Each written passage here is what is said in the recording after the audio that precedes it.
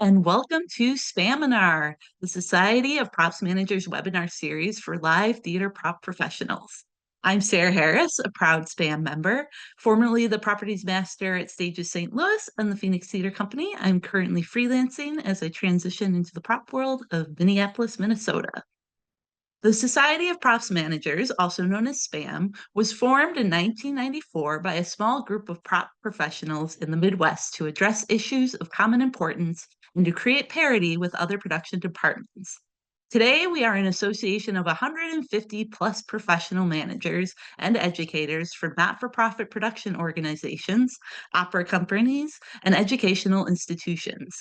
We've built an international communication and support network that shares resources, information, solutions, and techniques, as well as safety information, continuing education, and stock. As with previous Spaminars, we're requesting a Pay What You Can donation to help support this programming and our annual grants for early career props professionals. If you can afford to donate, links to donate will be in the chat. We truly appreciate any help you can give.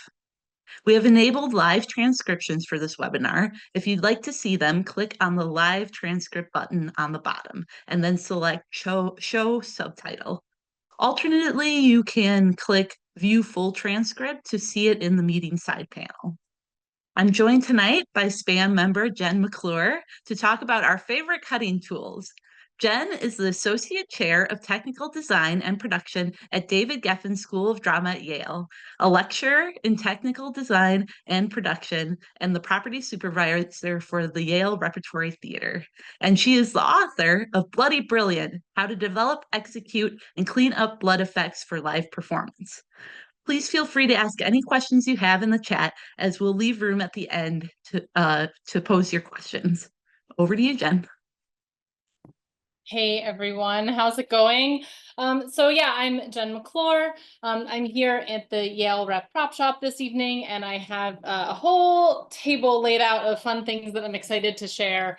And as someone who admittedly probably has a collection of about 50 pairs of scissors at home, and maybe only 10 of them are sharp, I love cutting tools, and I love kind of finding new ones and also sharing the ones that I love. And just sharing great tools is really fun. So we hold the SPAM membership, and I have a bunch of things that were also recommended by them that I'm going to share. Some of them are things that I don't have, but I have pictures to share of them. And then after this live session is over, when this gets uploaded to YouTube, we'll be including a whole list with links to purchase a lot of these, so that if you're interested in any of these specific products, you'll be able to find them.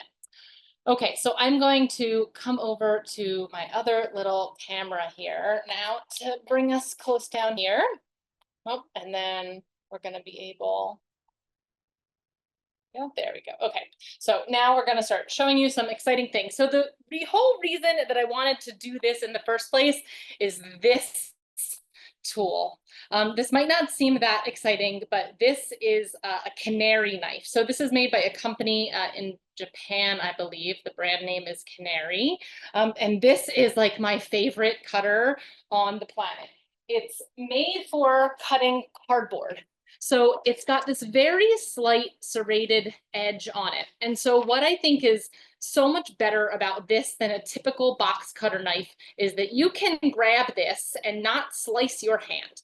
If I pulled this through my hand, I would indeed get cut. Sorry, I think I keep hitting the cord here. My video keeps coming in now, sorry. This being a little bit serrated, it's way less, sorry, this being so temperamental. You may have to go to the other camera. This is way less sharp, but it aggressively cuts through cardboard. So here's a fun piece of cardboard, and I'm going to do a little demo. You want to try to kind of use like a serrated cutting motion when you're using this. So we kind of use it more like a saw than a knife, but it just eats through cardboard and cuts pretty darn straight. But also for some of our, fun free-forming cardboardy things, can also give us really nice organic shapes. And I'm just doing this, pretty free-form, not really tracing anything. But if I was, this would follow that. So This really is really accurate, and I think a lot safer than the knives that we use. And because of this sawing motion, can really get through stuff pretty quick. With this, I don't risk that sort of like pull back and cutting my arm or cutting my leg with this. I have a lot more control with this tool, so I really love this. I like this the yellow handle one because it kind of is canary yellow and lovely, but there's orange ones and that kind of thing. And this often becomes like a present that I give to people when they move into a new house or start their own shop.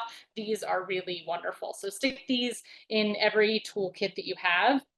This is probably my favorite knife out there.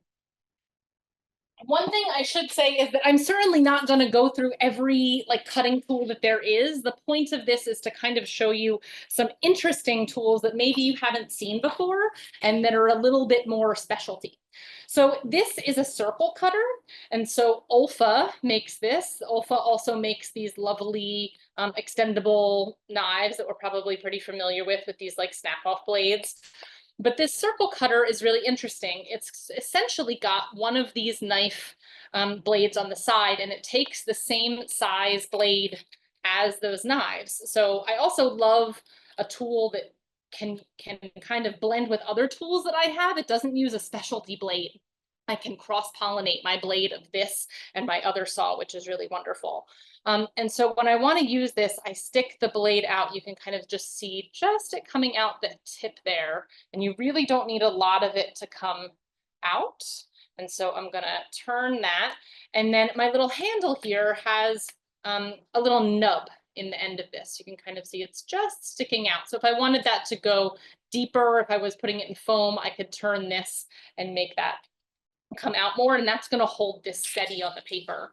So this does take a little bit of like using both your hand, and this could definitely go better if you had two people, one to hold the paper and one to hold the thing. So I'm kind of having to like hold the paper and hold the tool just to make sure it doesn't rotate on me.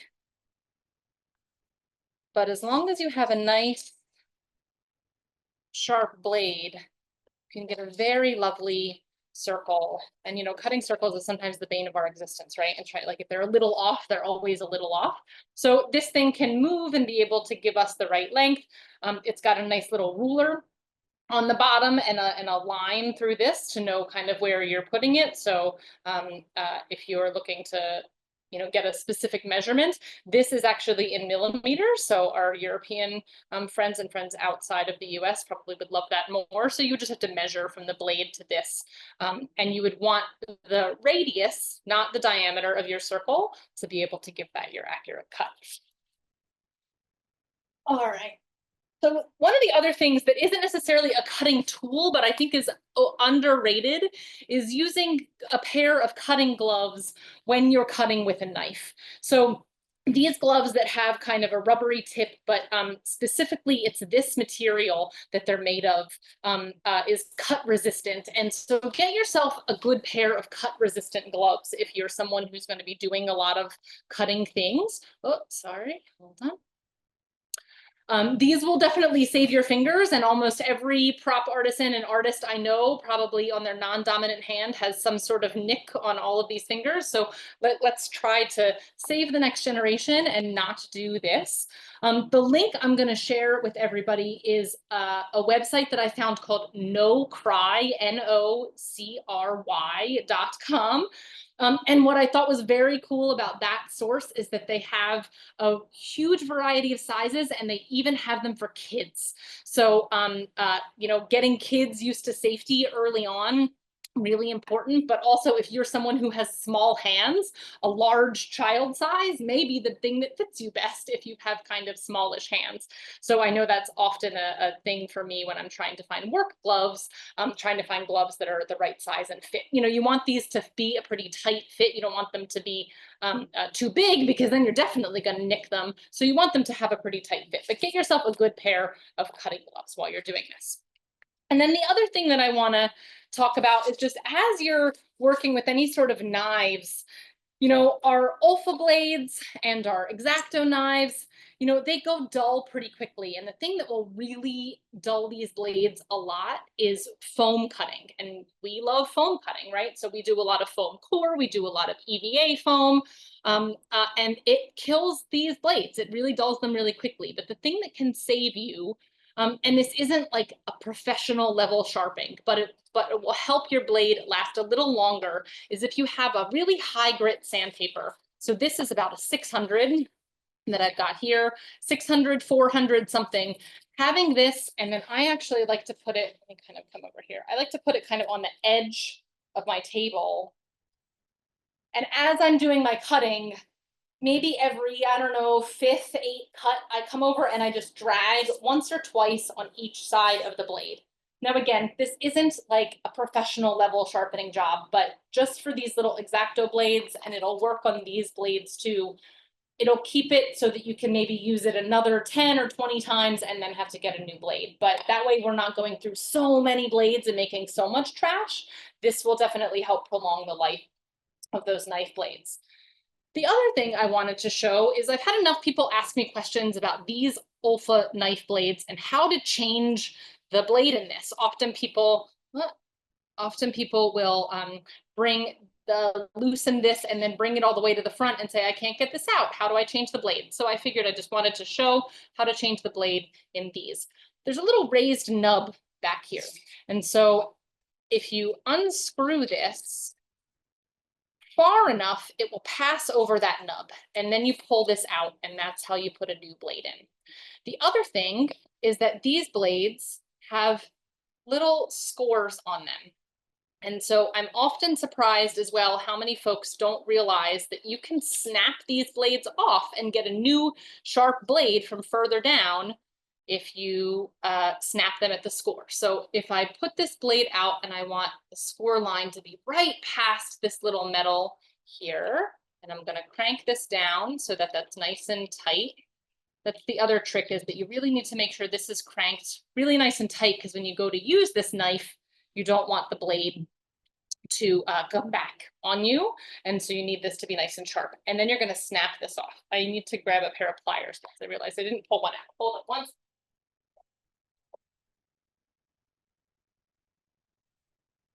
Okay, so we only pull this out as far as we're going to cut off. If you try to do it in the middle, it might snap somewhere else. And then I'm going to grab just a little pair of pliers and again, put it right next to that line and then just snap it off.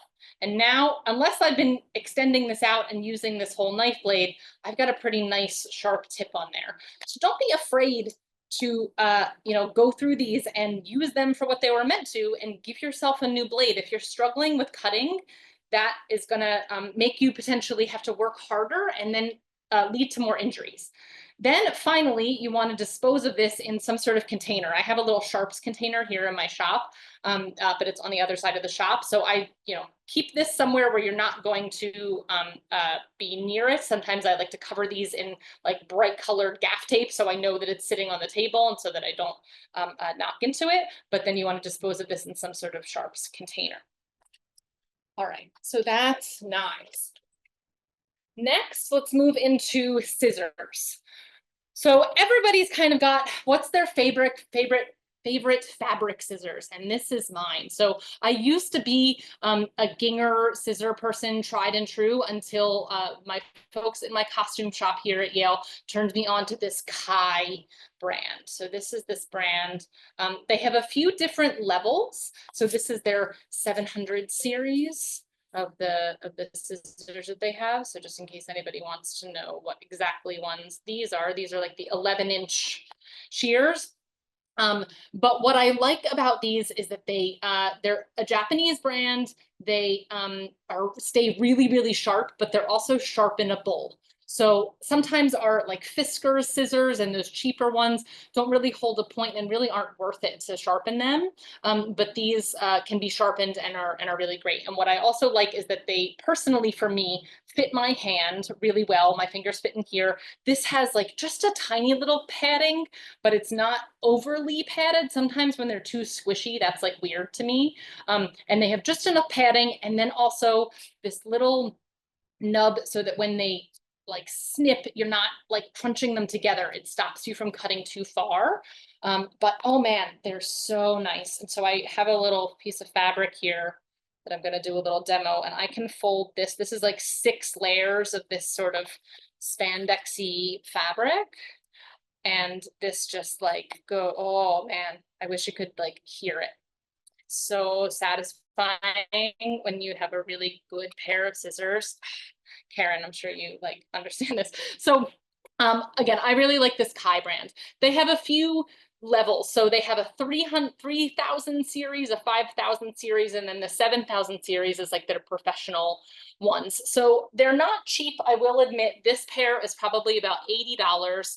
But compared to what I've heard that like hairdressers charge for their or pay for their scissors, that's not terrible. And to make an investment in a really good tool, that's not the worst that I've seen. So these I think are really nice. They have a whole bunch of sizes. So depending on whether you want you know, a smaller blade or that kind of thing, but I would really recommend this Kai brand, which is very lovely.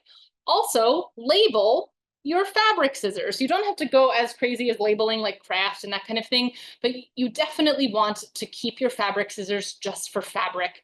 And that really is, that does exclude things like vinyl and plastic sheeting and even maybe batting and thin foam. Those things, like I said, the way that they dull the knife blades, and especially paper. You know, paper is essentially wood, so they really dull our scissors a lot. So keep these safe, label them, and I even try to keep them like in a sheath in a drawer so that they're not the thing that someone goes for to grab with the regular craft scissors that we kind of all beat up. All right, what's next? Oh, hold on, I lost my list. Okay, so next, Hey, Jen. yes. Patrick just wanted to know if you have somebody that you use for sharpening your scissors. Do you have a company that you use? Um, I forget the last time that I did it, but I know I sent them out to the same place that our costume shop sends them out to, and I can get that source and we can put it in our in the list. We also have one of our carpenters in our shop who's very good at sharpening. So most things like our chisels and that kind of thing, they take care of. And so it's been a while since I had to send my scissors out, but usually I just kind of do it when the costume shop does it. So, but I'll find that source and I'll share that out to you all. But if anybody else has a good source, I'd love to hear it too. Awesome. Thank you. Yeah. So next up are these little sort of snippy scissors. So these are spring loaded, and these are like Fiskars brand. And they're kind of smaller, but what I really like these for are small paper crafts, but also, you know, I used to, when I was sewing, have one of those little sort of snippy thread cutters, and it was always too small and I would lose it on the table. And so I actually like these when I sew. Their point is so sharp and it's like so good right up to the tip. And again, the folks in our costume shop really like these. But a couple members of the spam group also highlighted that these can be really good. These spring assisted scissors are really good for folks who might have repeated hand injuries, things like carpal tunnel, things like arthritis, you know, and these also work pretty well because they're kind of spring loaded and you don't have to put the tension on them for right and left-handed folks. So these can kind of be really good as an accessibility tool for folks in your shop. The one thing I have noticed with these is that this little thing tends to fall off easily. So I have a couple pairs of these that have lost their little slider and now have a rubber band around them. So I'd say just be careful to like try to not drop them on the floor a ton, because this little thing does like to break. But these little, you know, Fiskars makes them, but then there are plenty of other versions of these that you can get at Michael's or craft stores. You know, I can't even say Joann's anymore, our poor beloved Joann's, but that you can get it at different places. But so these are kind of wonderful. And then those also come in sort of these bigger spring-loaded scissors. So same thing, you know, these are kind of nice. These like offset scissors, similar to my fabric scissors, are also kind of great because you can slide them as you're cutting. And that's why they're really good for fabric, is you can keep the fabric on the table. So anything with this kind of flat offset handle is really good for fabric like that. But again, these spring assisted ones, these are, again, just a Fiskars brand that we've got here. And again, our nice label that says fabric only. But these are also great for paper craft and that kind of thing if you get a couple pairs of them. So then rotary cutters. I think, some folks know about these little rotary cutters, but these are also really great for fabric.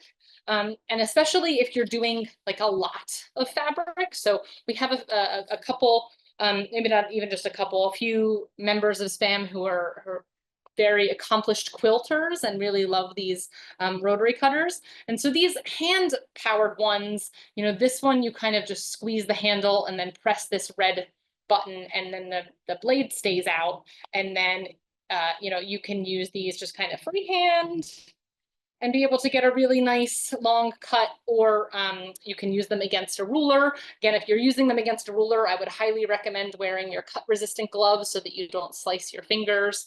And some sort of metal ruler, right? If you have a wooden ruler, this can gouge into the wooden ruler. So these are pretty great. Just be sure when you're putting these back, however you store your tools, that you release the blade, because these can get nicked really easily. And then if this has a chip in it, your cuts will get a little wavy. But a good one of these blades, you can stack, 4-6 layers of fabric and cut them all at once. And so again, for like quilting, where you're trying to get really precise squares and you don't want the scissors to kind of get in your way, these can be really, really wonderful. There are electric versions of these too. I'm going to show a picture of that a little bit later that one of our members shared with us. I don't personally have a pair of them, but I think that's really interesting to have an electric version of both a rotary cutter and regular scissors that again can be really helpful for accessibility reasons for a lot of people, on top of just being really convenient and powerful. But again, I know that left-handed folks tend to struggle a lot with the way that a lot of tools are ergonomically made, but also just folks that have different motor control skills. These electric things can be really helpful. So this is a regular rotary cutter. And then, like I said, I've got a battery powered picture that I'm going to show in a little bit. So then moving on to some craft type scissors. This again, like Fiskars tends to just be the brand that's like around so much. So it's the one that we have a lot of, but I was just looking for this one in the last couple of days to pull a source. And I don't know that they're making this orange and black one anymore. And I forget whether I actually got this like in the gardening section or whether this was a regular tool, but they have a little release and again are spring loaded. These ones aren't serrated. There's a couple other versions of these that are serrated. These aren't, but these are really, really strong. And so they're a little bit bigger than these ones. We can see these work really great for cardboard or cardstock or leather, bigger, thicker fabrics, big, thick velvets, that kind of thing. This is kind of great. And again, really good for sort of just general craft things. So I think these are really good to have around the shop. And then the other really great craft scissor that I love are these. And so if you thought that our canary knife was the only thing that that company made, you are wrong, because this is the canary scissor. And so this is called the arm wrestler, which is very funny. So I also love these. They've got huge handles. So folks that have, nice big hands have commented on the fact that like their hands don't fit in a lot of scissors and their hands fit in these. Like in mine, even there's so much more space in here. So these are really great, but the leverage that these again, will tear through cardboard. And so these have become, again, my favorite. And because they're offset, you can actually like keep your thing straight and just really be able to get through something, even if it's on the table. Just really get through cardboard really, really well, but also for, again, lots of thick craft things like leather, thicker vinyls, lots of big fabric. But if you're freeform creating things like puppets or anything organic out of cardboard or thicker material like that, these canary scissors are pretty wonderful.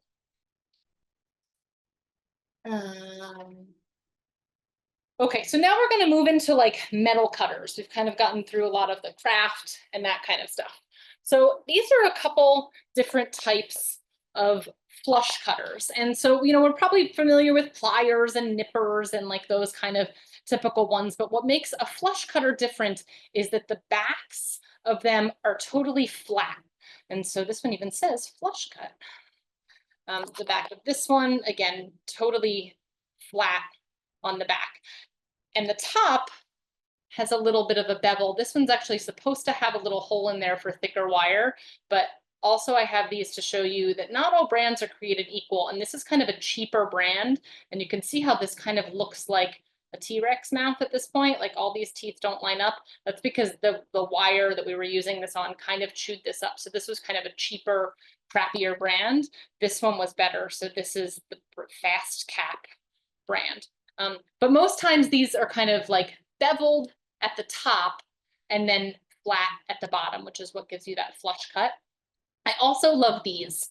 Channel Lock makes these, and I've heard people call these plenty of different things. I guess I've called them bullnose cutters because they kind of come together in this little thing. Some people think they look like a little parrot or something. This one's not exactly flush. You can see that there's a little bit of a V there, but these are really great for nipping things closely. So I have a little board here that I put a couple nails into. Oh. And so we're just going to do a little cut off of each of these. Sorry about this, everybody. I think the wire is very temperamental on this camera. So I'm going to just clip each of these. Now, the other reason I want to demo this is just to show you so this is kind of like just a nail that I put in a piece of MDF. So imagine that either I've shot a staple through something and it kind of came out the other side, or I've put something in as far as I can and I can't go any further and I want to kind of clip this nail or this little piece of metal off, whatever that might be. When you just clip this, this is going to shoot across the room. And so you don't want it to land in your eye or someone else who's working across the shop's eye. So anytime that you're cutting little pieces of metal like this, you want to put something over it so that it doesn't fly all over the shop. However, don't just put your hand over it, because believe it or not, the force that this shoots out with is pretty strong, and this can kind of send this flying. And so it can actually like hurt your hand and kind of embed into your hand. So this is where our lovely cut resistant gloves also come into play. So I'm just going to put my hand over these as I cut them. And so I'm going to cut this one. That's our top one. We're going to use this one on this middle one. And this one down here. So then I've kept each of my little nubs here so they didn't fly across the room. So just try to start to practice that safety measure, again, whether it's for yourself or the other people in your shop, because I've seen these go flying up to 10 to 20 feet away and hit people, and that's not so great. So now I just want to show you kind of up close how close we got to these. So this was the channel lock. So not like totally flush. There's a tiny little nub in there left. Our red flush cutter got kind of close, and then the blue one got pretty close. I feel like this red one gets closer. I just did a bad job. So hold on. Oh, hold on. Okay, let's try to do this one a little closer. There we go. Okay, so now that's like almost, barely there. There's still a tiny little bit. So I would probably then come back with either a nail set and hit this in, or a file or something and get rid of this. But it's way better than having to file this whole nail down or hit this whole thing with a Dremel, right? So being able to cut these nice and close is really helpful. I've also used these channel locks. I've also used these when I hit like a nail or something in to actually grab and pull the thing out, because sometimes rather than nipping it, I like to just pull it, and if it makes a little hole, oh well, I can patch that, but I'd rather not have this little metal thing sticking up. But so those are some flush cutters. I'm really familiar with these from jewelry making. And so if you've done any jewelry making, you wind up finding these in smaller versions. But again, the thing that you're looking for is this like flat bottom, and so that it makes a nice flat cut on here instead of, I don't know if you can really see it, but this has a very slight bevel. See that shine at the end? That's like the bevel of the cut instead of it being flat. So typically they have the top of it will always be a little bit beveled, but the bottom will be nice and flat.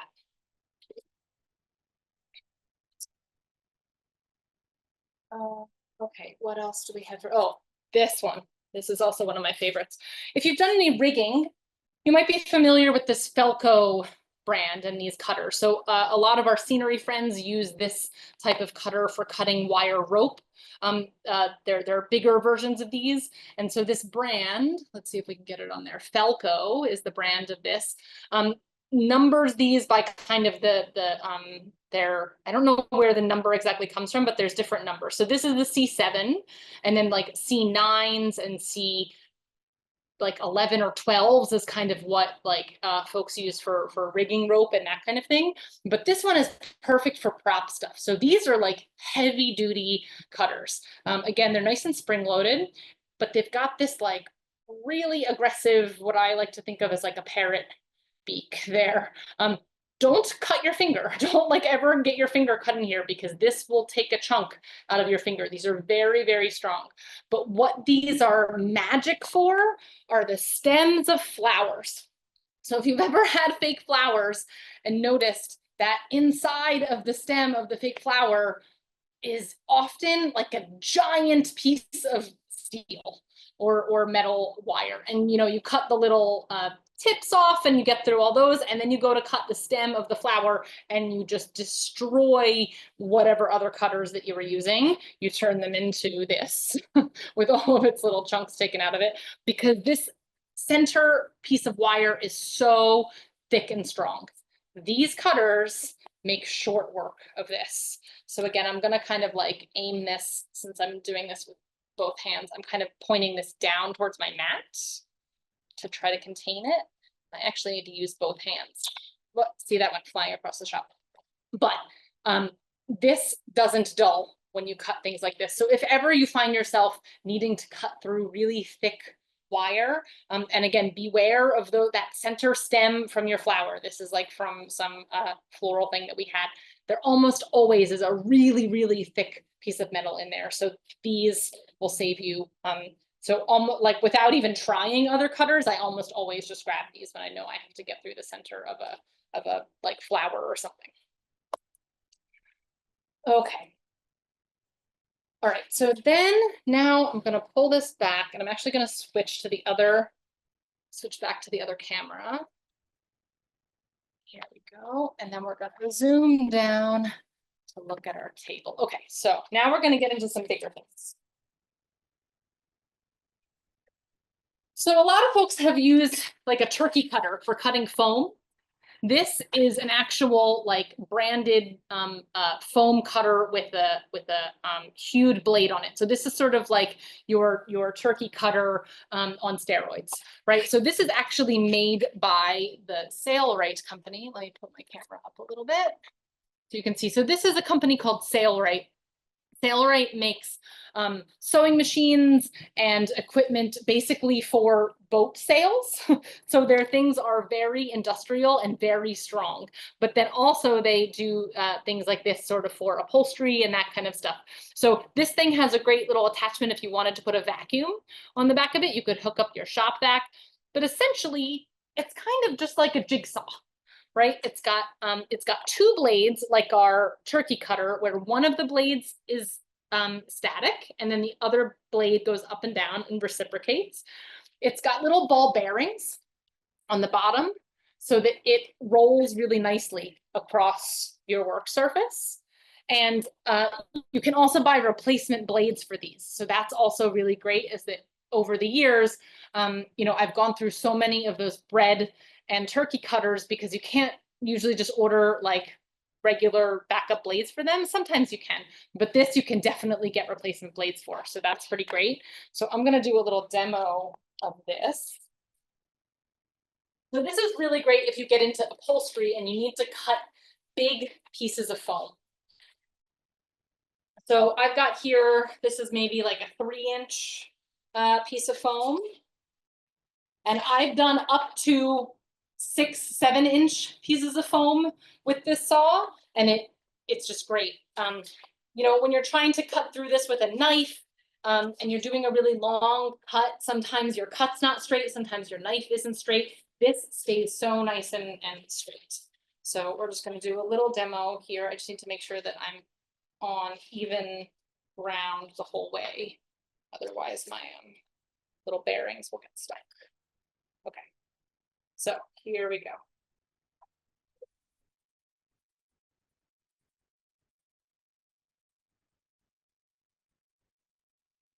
So I kind of have to like readjust my hand.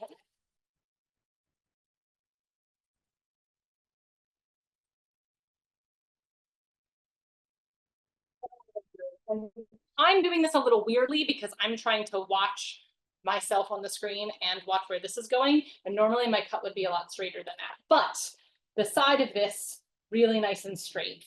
And so again, like having to cut this with a knife is just like way cumbersome. And this is just so much faster. So very lovely.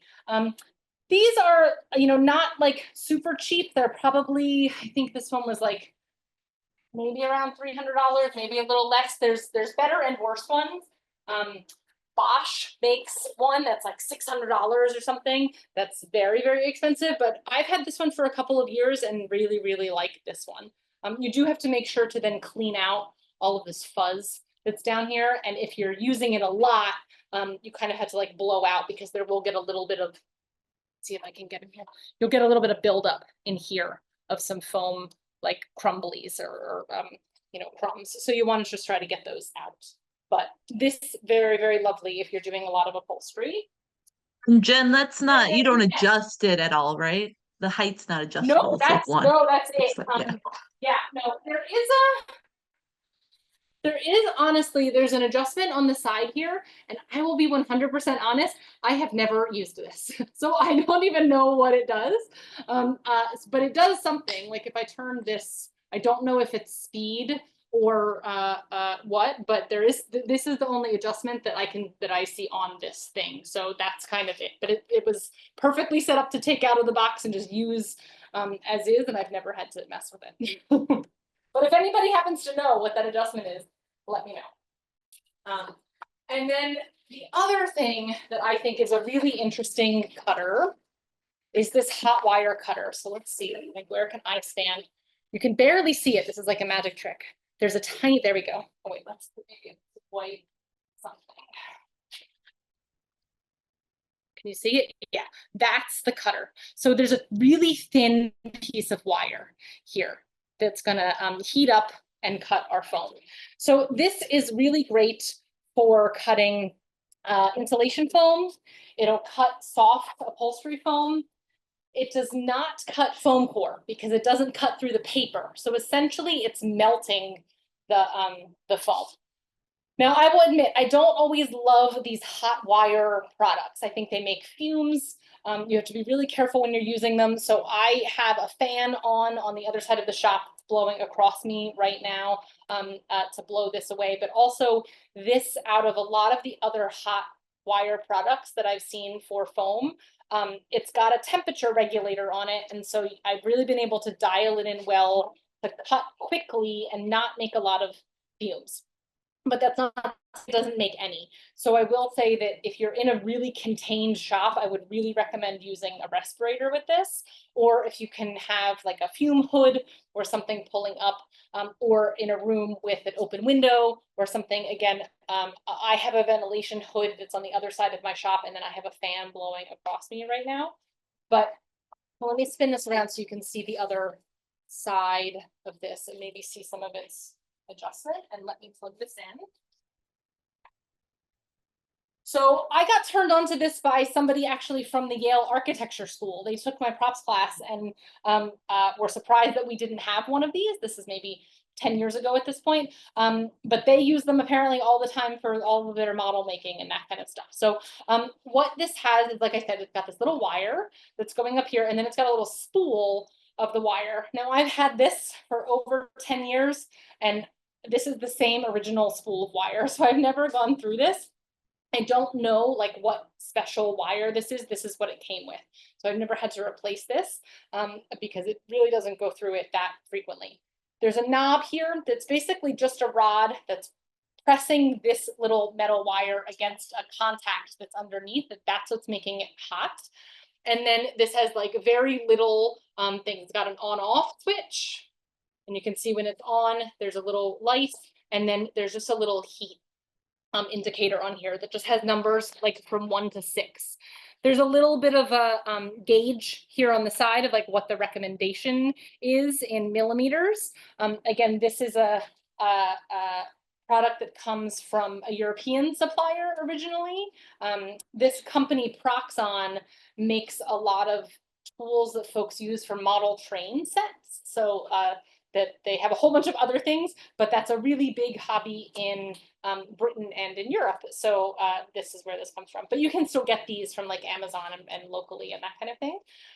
So I know that for like this 1-inch foam, I'm going to come over here and like somewhere in the middle, about a 3 of heat is good. So I'm going to do that. I'm going to turn this on, and it's pretty instant that it turns on. I can cut through. I'm cutting through. I'm making a pretty interesting little shape that comes off. I turn it off right away, and then I can touch this wire and it's not hot. And then this is the cut that I make. So maybe I can, let's see if this camera will cooperate. I can do another example so that you can see it from the top. Let's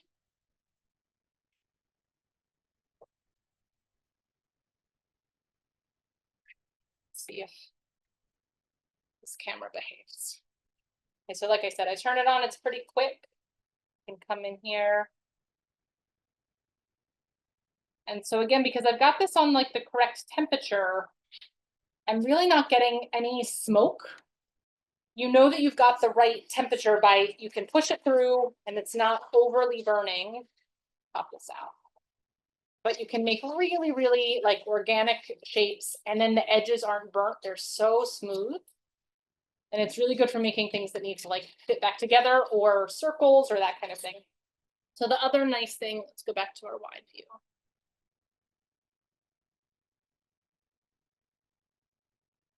The other nice thing about this is that it comes with a little fence. So you can hook this fence up and you can make pieces that are all the same size, or you could connected to this and connected somewhere over here, make like a sort of a little jig to cut circles. This is really great for that. So I really like this for cutting kind of through big foam and getting stuff to like a pretty rough shape. What I do recommend when folks are trying to do something big and say I wanted to kind of make like a circle edge of this. I mean, granted, I don't have anything drawn on here right now, but you know, I'm going relatively fast, but it's not perfect. And so I would recommend, you know, when you're cutting this, coming like maybe just a 1/4 inch, 1/8 of an inch bigger than what you need. And then you could like shave this down or get really close, or just practice with this a little bit. But don't expect like the first time that you go in that you're going to be able to do it as smoothly, because you kind of have to figure out the speed and the temperature and that kind of thing. But when you do, again, you don't burn this edge. Like you can even see it's like shiny because it's kind of a little bit melted. So that one's also pretty cool. And then really quick before I show you the other couple things that folks sent in, and then leave time for questions, I just also want to show that this can also cut foam like this. Now I'm going to let it heat up for just another second, and I'm going to actually turn it up just the right way, this way. I'm going to turn it up a little higher because I've got now like this 3-inch upholstery foam, and I'm going a little slower, but still pretty great. Oh, I love that like that it makes after you're done.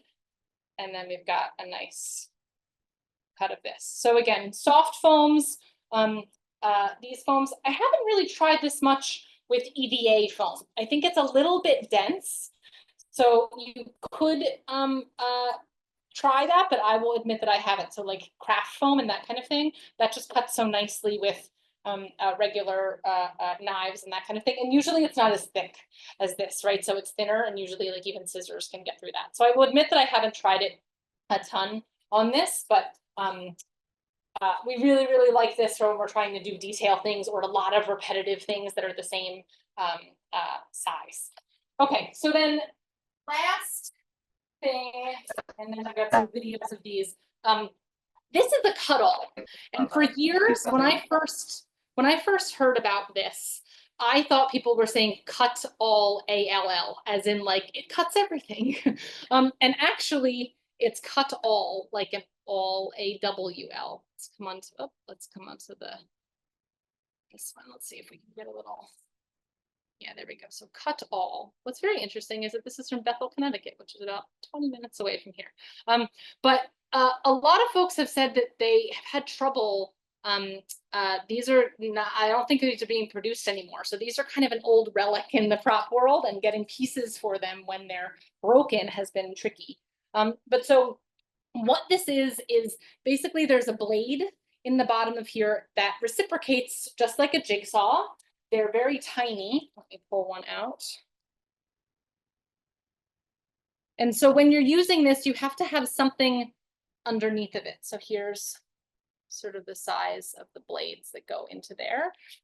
So you need to have like foam or you don't want to really use wood because that's almost too aggressive on the blade. So it needs to be something really soft underneath of the thing that you're cutting. But you basically drive this thing with these two little joysticks here, and then kind of turn the blade with your thumb, and you can make really, really detailed cuts.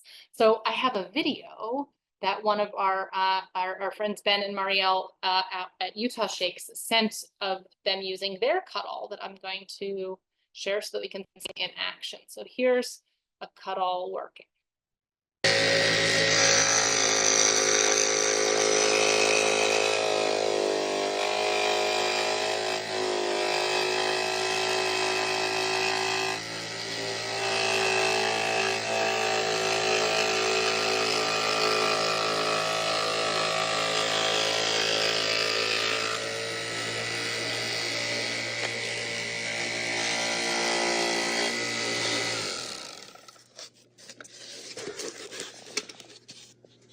And so you can see it gets, you know, really, really great detail in things, but is a little bit different than, there we go. Gets a little more detailed than a regular jigsaw, but is easier to locate than a scroll saw, which, you know, is like a small blade, but you have to undo the blade completely and thread it through your hole. So this you can just drop into a hole that you've made. So very interesting, and really interesting for like free-formy things. So if anybody has one of these in your shop, I recommend trying to play with that. So then let me just share, there's a couple other resources that were, again, things that I didn't have, but that we wanted to show. So let me just go through these pictures. So Natalie Kearns, one of our friends from the Grand Theatre in Ontario, Canada, sent this in of, again, her with her cutting gloves, and then also this great ruler that has a handle mounted to the center of it. So to really kind of keep your fingers out of the way of the blade, I think is actually pretty great. And again, a nice metal ruler there.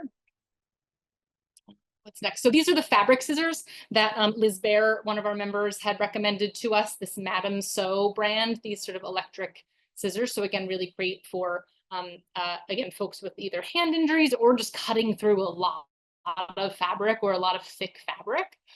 And similarly, this is an electric rotary cutter. So I haven't used one of these. This is, again, one that Liz shared with us, but is pretty interesting.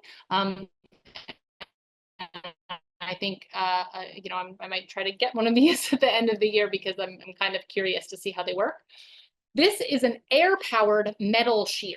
So similar to the electric scissors, you would use for metal. So you would need an air hose to be able to use this. But again, really interesting that you don't have to, you know, be cutting on one side or the other. So really good for both right and left hand dominant folks to be able to cut with this. And the blade is small enough that it can do really detailed work.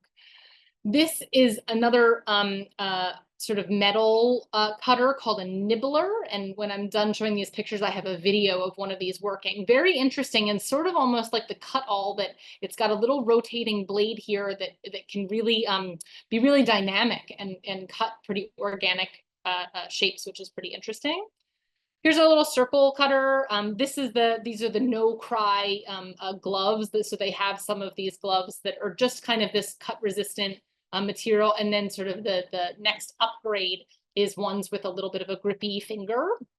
So they recommend them for folks that are cooking, as well as, again, I think our craft life would do good. But the base pairs of these were maybe $20, and then with the slightly fancier fingers were maybe $25. But still pretty worth it, I think, for being able to protect your fingers. Oh, and then this little chopper, I forgot to show the chopper. I'll demo that in 1 second. So these little chopping tools are really great for like model making when you're trying to do small little materials. I have one of those on the table. So let's actually show that. Forgot about our friend here. Okay, so this comes in 2 different versions. This is the basic version. Oh, there we go. This basic version is just basically like a piece of like masonite, hardboard. It's essentially just got a straight razor in here that's just screwed to the handle. And it's just a little choppy mechanism. So this is like the chopper one, right? And this is the company that makes these, is called Northwest Shoreline. Again, I think a company that makes a lot of like railroad material. But basically, it's just good. You can line up your stuff with these. It comes with these little guides. So if you want to like have something at a 45-degree angle, you can put it up against this. So that's pretty handy. But then, so this one is maybe like $30. It's not that much for it, but it is also like not that exciting of a tool. But for some reason, this is the next level one. So the next level one is like an all metal body, and it's got this little like a piece of cutting mat that it comes with. So that's actually kind of great, because then you don't destroy what you're doing. You can also put the little guides on, but this one's way stronger. And so I really like this. How many times have you tried to like cut a piece of dowel, on the saw, and it just like flings your thing across the room, and then also leaves like a huge messy cut? What a nice cut. Look how pretty. So same thing. It's just one of these straight razor blades that's just put into here, but it's just that this one has a little bit more strength in the metal handle. So if you really needed to like, make like 40 of these for whatever reason, it just makes really, really nice, clean cuts. Also, if you are model making and you're using like small pieces of wood or styrene, if people still make physical models, I hope everybody's not just 3D printing their models anymore, but this cuts really well. Here's even a popsicle stick, that it can cut through pretty, denser woods and that kind of thing. So little pieces of wood and plastic, straws, tubing, this little thing, kind of great, because sometimes our scissors can kind of flatten them when they're cutting. And this is just so really, really sharp that it gets through them really quickly. And if you were cutting an angle on that, sorry, Jen, if you were cutting an angle on that, you would just hold it out to like one of those lines? Well, so this one, I'm missing on this one, but it has like these little. Oh, it has another guide. Okay. Yeah, so I could attach this and then hold this at this angle, against the little thing here, and then be able to cut it so that I could get that angled cut. So, but I just need to like either make this for this one or reorder them, because I've just lost the ones for this one. Yeah. Or you could like maybe clamp on one of your speed squares or something, up to the side of this to be able to, and it's got actually the angle marks on the side. So, you could kind of hold this up to the 45-degree cut here, and it would be close. I don't know that I would like build a house with it, but I mean, it would be close. And so it'd be, good enough, I think. Okay, and then the last thing that I want to show, let's go back to our main thing, and then we'll go into questions, but I just want to show a really quick video of this nibbler in action, because I also thought that this was very exciting. So maybe like 30 seconds. of this. I will say that I don't know anything about this YouTube channel. I don't know about the Trick Tools website, but they were one of the first ones that came up with a very clear video of this that didn't have a bunch of talking. So.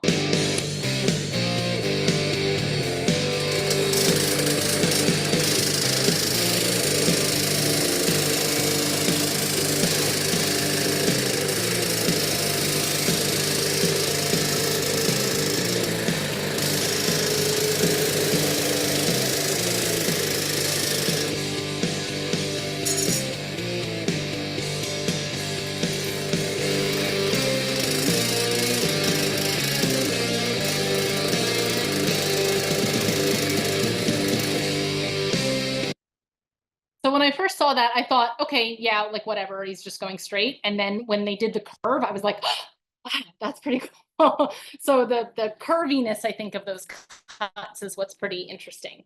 So that's kind of what I've got to share. Like I said, there's so many other cutting tools, and we're hoping that this sort of becomes a new sort of, Spam's favorite things where we get to share, our different things. And so we're hoping to have fasteners and glues and all kinds of things in a recurring series, and probably, I'm sure, another cutting series, because hopefully this will spark some ideas or other things that folks want to share.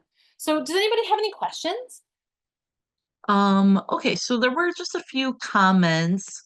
Patrick said that a leather strap is also a good way to keep an edge on Oh, yeah, X-Acto yeah, knives. yeah, definitely. Yeah, definitely. And that's essentially like what, barbers used to use, is essentially like some people, I think it's one of those words where it's both of them come to mean the same thing, but some people say strap, and I've heard strop, STROP.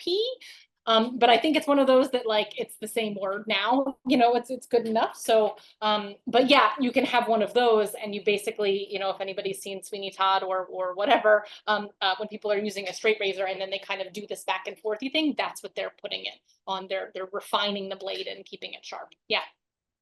Cool. And then he also said that he's used the cut-alls, but the parts are hard to find now.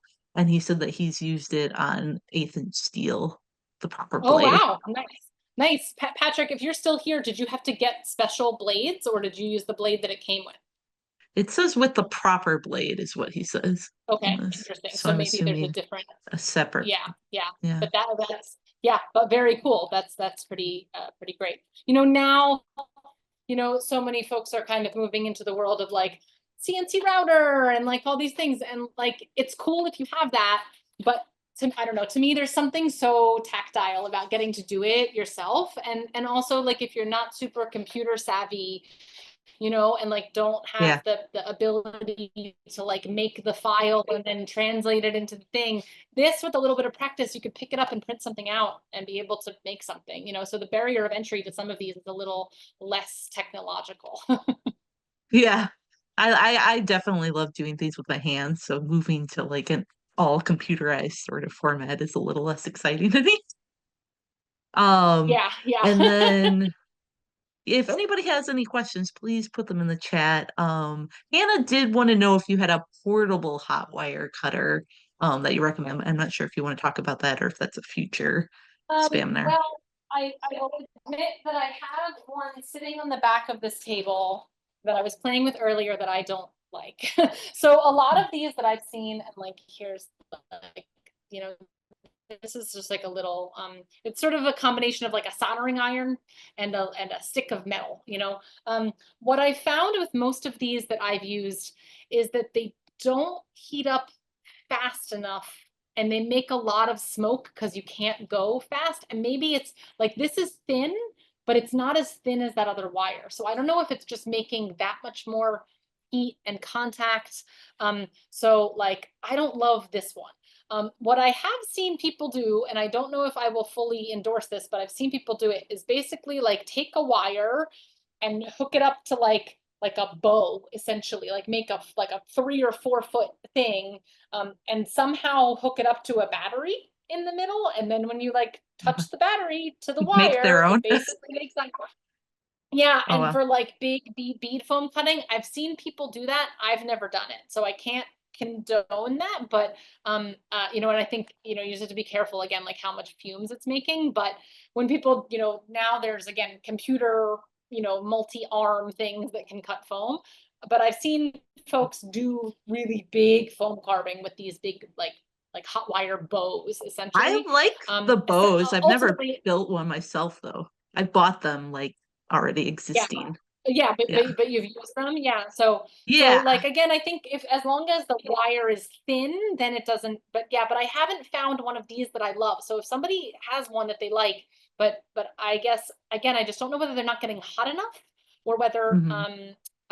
you know, they I don't know, they're weird. But so like to me, I rough cut with the other thing and then like just a thin blade hole cutting saw can do more than I think this thing for me anyway, or a Dremel, you know, that than this thing does. But if somebody's got one they like, I would love to hear about it because this is probably the third or fourth one that I've tried, and they all kind of turn into a bust for me. Yeah, I think it's Hot Wire Foam Factory. If I'm Mm-hmm. remembering the company right. They have a like a variety. Like they have that one that you have that's a little skinnier and taller, and then they have one that's like a shorter, fatter kind of one. Okay. And then Uh-huh. they've got like a wire that's a straight one, but then they have one that you can bend into like shapes. So you can Yeah. like in theory you could do like a bowling or something if you're like really steady. Um Yeah. and then they have I, the bows. So uh-huh. they have like a I think it's like 1.5 foot and then it goes up one that can go up to like 4 feet or something Yeah. like Oh, nice, nice. ridiculous. Yeah, I see somebody drop the link in there. Yeah, I have Oh, a Proxon one that has a flexible wire, and like the wire is like flexible, so you can bend it, but then it's so thick and it doesn't get hot enough Lindsay. that it like drags. And I Yeah. will also admit that it's weird because it comes with its own transformer. It doesn't just plug into the wall. So you have to buy this extra transformer because it's like this European tool to plug it into. And then it makes this really high pitched noise. And that Mm, irritates me. And maybe yeah, that that didn't sounds bother you, annoying. but it's like Yeah, I while you're found using it. that And the hot wires lots of times like you have to have like a kind of gentle touch. Like I've had people who just like Mhm. snap the wire like every two Right, seconds. right. Yeah. Yeah. The Yeah. the bow But that's a does good come point with is that if you're like an planning on, adjustable. Yeah. They have an hmm, adjustable heat, so that yeah, one's but if you're nice. planning on Yeah. using any of these things, Yeah. yeah, for any It's of these great. things, you know, plan some time to get to know them. You know, don't just jump right into the project. You know, play a little bit to get to know the tool. Yeah. And yeah, melting foam is always like having the right atmosphere and ventilation is always a project. Yeah, yeah, yeah, I exactly. Yeah. think that Anything was all of else? our questions. We had some love from Karen for the Kai scissors. So seconding that. I saw Um somebody maybe is saying, is this like Moletta a sharpening service? Oh, nice. yes, Somebody's so saying that that's they're it's funny. I great, accidentally sent it wonderful, to Karen cool, only, but I sent her the same one. So we both said it like at the same time. So nice, yeah, that's a nice, good cool, company in Wisconsin that you can mail into. great, great. That's a great resource. Thank you. Yeah, so that's what I've got to share tonight. So unless anybody else has any questions, I'll turn it back over to Sarah. Thank you, Jen. Yeah, thank you. All right. Thank you all for attending this evening. I hope it was fun and an informative evening.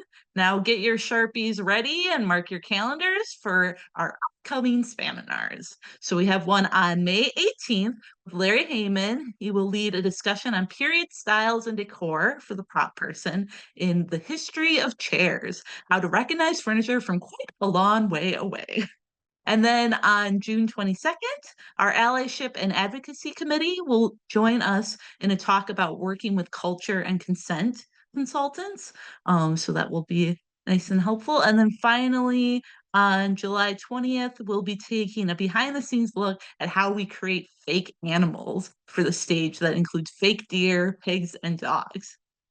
So keep an eye on those, keep those on your calendar. And then if you're interested in joining SPAM and are a working prop manager in a nonprofit theater, opera company, or children's theater, or an educator who teaches prop classes, please visit our website or click the link in the chat to fill out our membership form. You can find us on Facebook, Instagram, and YouTube. Links are also in the chat. Spaminar is produced by the Society of Props Managers with special thanks to Spam members Patrick Drone, Freed, Ben Homan, Nikki Kulas, Jen McClure, Amy Peter, Sarah Pugh, Karen Robbie, and Helen Strategis. Thanks again for attending and prop on. We'll see you next time.